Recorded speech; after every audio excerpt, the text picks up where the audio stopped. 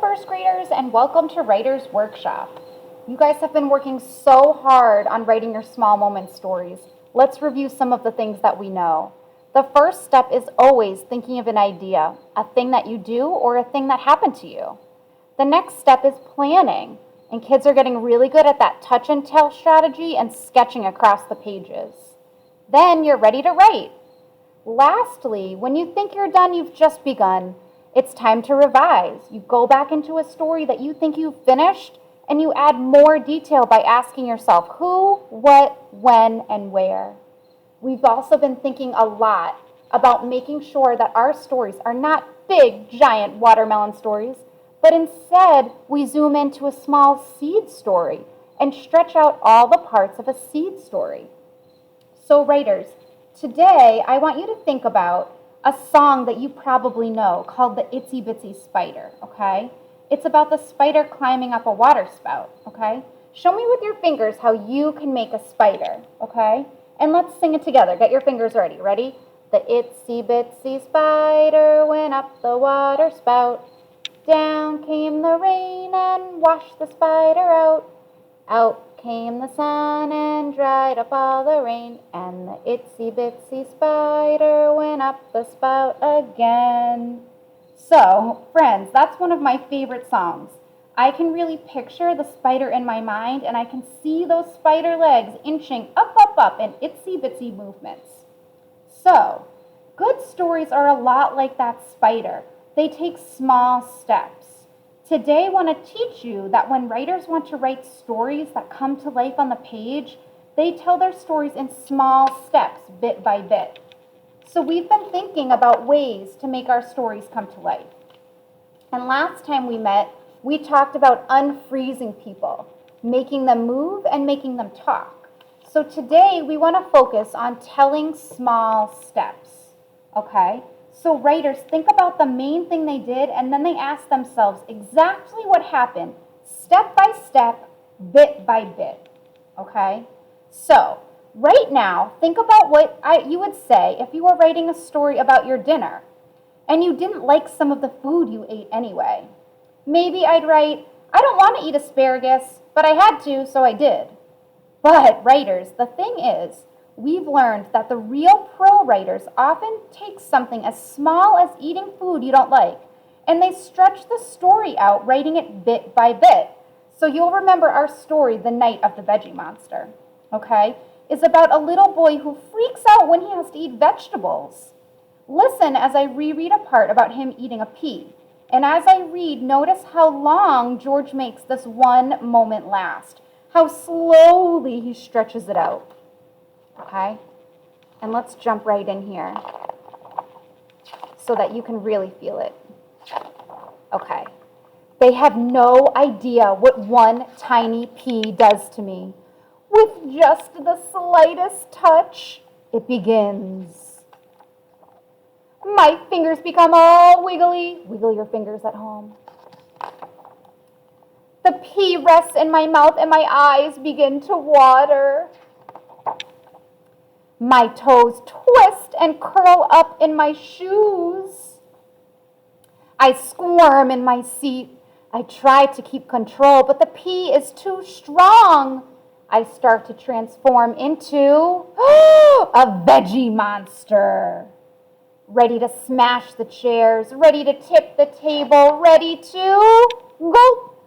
I swallowed the pea. I actually swallowed the pea. It tasted all right, really. Wow, all that buildup to eat just one pea. Our author, George, he could have just written, I didn't want to eat a pea, but then I did and it was okay. But instead, he wrote it bit by bit. So let's think about how he did this. He looked at his sketch and remembered that time, and then he asked himself what exactly happened step by step. He probably remembered a time when he was forced to eat something icky. Let's go back to the page where he's looking at oh my goodness, look at his face. So he's probably remembering that time, and it was probably almost the most disgusting food he had ever seen. Even though he was writing a story and not eating, he probably went, ick. And then he probably remembered how it went and told himself the story. my fingers became all wiggly, and my eyes began to water, and my toes curled up in my shoes, and then he was ready to write it all down. So writers, I bet some of you were squirming in your chair just listening to the book. There was probably some toe curling too. It was like all of you guys became that kid. That's what happens when you write or hear a story that moves in itsy bitsy steps. So let's try this together.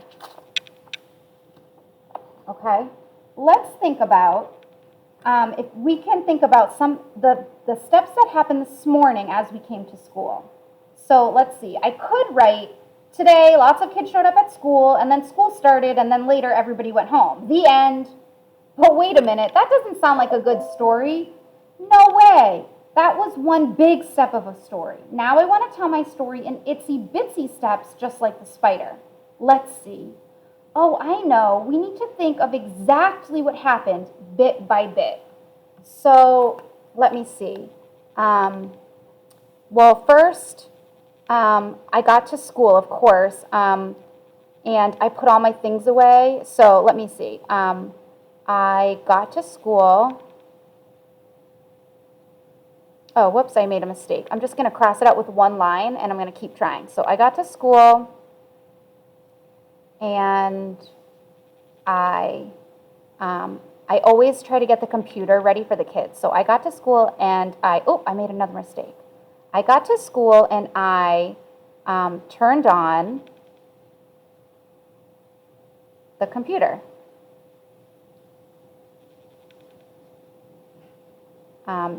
Because, of course, the kids at home need to be able to see our morning meeting. So I got to school, and I turned on the computer to get ready for morning meeting. Okay, let's see. Excellent. The next thing I do, of course, is I go outside to greet the kids who are lining up. So next, because I'm thinking about bit by bit, so next I walked outside. Oh, and I'm going to add a detail because I know exactly which door I walked out of. I walked out of the cafeteria door because that's where first grade is allowed to line up. So next I walked out of the cafeteria door. Okay, I saw all the kids lined up with a rope. Okay, let's see. So I got to school, I turned on the computer to get ready for morning meeting. Next, I walked out of the cafeteria door and I saw all the kids lined up with a rope. Let's see. Oh, I remember. I saw all the friends in first grade.